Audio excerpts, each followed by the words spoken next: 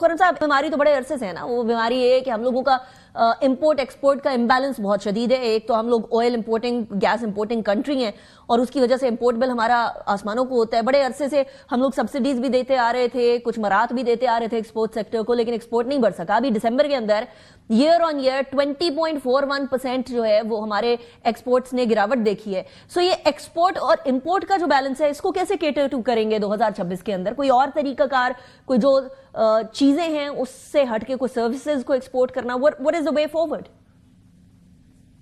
बहुत अच्छा सवाल किया आपने। देखें, अभी रिसेंटली ना प्राइम मिनिस्टर ने एक बड़ा अच्छा डिसीजन लिया है। एक्सपोर्ट डेवलपमेंट सरचार्ज था तकरीबन कोई 25 पैसा जो है ना एक्सपोर्टर्स के ऊपर एडिशनल सरचार्ज था, और वो इसलिए था कि जी एक्सपोर्टर इसका एक फंड बने और फंड से ही एक्सपोर्टर्स जो है इससे फायदा उठाएं, अपने R&D रिसर्च एंड डेवलपमेंट करें, नई प्रोडक्ट्स बनाएं, उसको उस पर खर्च करें। ये कोई तकरीबन आई थिंक 1994 में लगा था या 92 में लगा था, इस तरह कुछ था। कोई 30 साल पुरानी चीज थी, 30 साल या 31-32 साल। उसको रिवोक कर दिया है एक्सपोर्टर की कॉस्ट ऑफ डूइंग बिजनेस को कम करने के लिए। 0.25% कॉस्ट में ऐड हो रहा था, जो कि एक्सपोर्टर को वैसा फायदा भी नहीं हो रहा था और उनकी टॉप लाइन से वो कट रहा था। तो दो उसमें काम किए गए।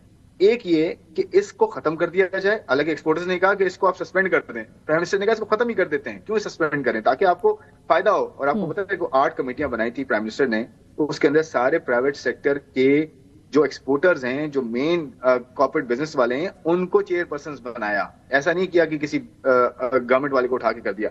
तो अगर प्राइवेट सेक्टर के लोग खुद प्रपोजल्स देते हैं, खुद लीड करते हैं उस कमेटी को, और डिसीजन जो देते हैं उस पर इंप्लीमेंटेशन हो रही है, तो मेरे ख्याल में ये बहुत अच्छी इंडिकेशन है कि एक पब्लिक प्राइवेट सेक्टर की जो है आपस में एक अच्छी जो है कोलैबोरेशन हो रही है, और उसका इम्पैक्ट आपको नजर आएगा। और इंपोर्ट एक्सपोर्ट की जो आपने बात की ना, उसमें देखेंगे हमने टैरिफ रिफॉर्म्स किए। टैरिफ रिफॉर्म्स में ये किया है, इकोनॉमी को खोलना शुरू किया है, ताकि हमारे यहाँ ये जो रेंट सीकिंग है, प्रोटेक्शनिज्म है, ये कम हो जाए और लोग, हमारे जो लोकल प्रोड्यूसर्स हैं, वो कंपेटिटिव हों दुनिया में।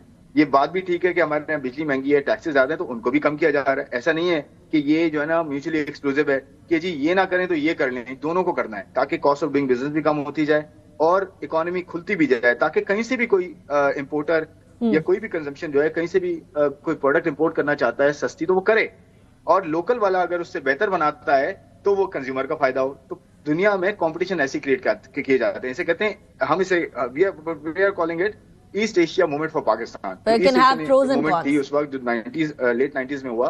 उस वक्त जो है ना इकोनॉमीज को खोला गया, और उस वक्त इनिशियली तो बहुत ज्यादा पेन आए, मुश्किलात हुई, एक्सपोर्ट्स उस तरह से नहीं बढ़ी, इंपोर्ट्स बढ़ी, बट इवेंचुअली जो लोकल प्रोड्यूसर्स थे निका, उन्होंने क्या किया, कैचअप किया कि जी अब ग्लोबल प्रोड्यूसर्स आ रहे हैं, ग्लोबल इन्वेस्टमेंट आ रही है, तो हमें कंपीट करना पड़ेगा उस ग्लोबल लेवल पे जाके। उससे ना प्रोडक्टिविटी एफिशिएंसी बढ़ती गई, रादर देन ये कि आप इंपोर्ट्स पे हम हमेशा ये करते हैं कि हम जो है ना एक बहुत ज्यादा कंजम्पशन बढ़ाते हैं और कर्जे लेते हैं और इंपोर्ट्स करना शुरू कर देते हैं और प्रोडक्टिव कैपेसिटी बिल्ड नहीं करते, जिसकी वजह से बाहर से इन्फ्लक्स आता है। और हम फिर इवेंचुअली क्या करते हैं, जब डॉलर्स खत्म हो जाते हैं हमारे पास, तो हम उस पे इंपोर्ट्स पे रिस्ट्रिक्शंस लगा देते हैं। जो लोकल प्रोड्यूसर होता है वो कहता है अब तो इंपोर्ट होंगी नहीं, इंपोर्ट्स में जो है वो महंगी हो गई इंपोर्ट्स, अब मैं मीडियोकर प्रोडक्ट बनाता हूँ और बेचता हूँ और लोकल मार्केट को कैटर करता हूँ, ग्लोबल मार्केट तो है ही नहीं मेरे लिए।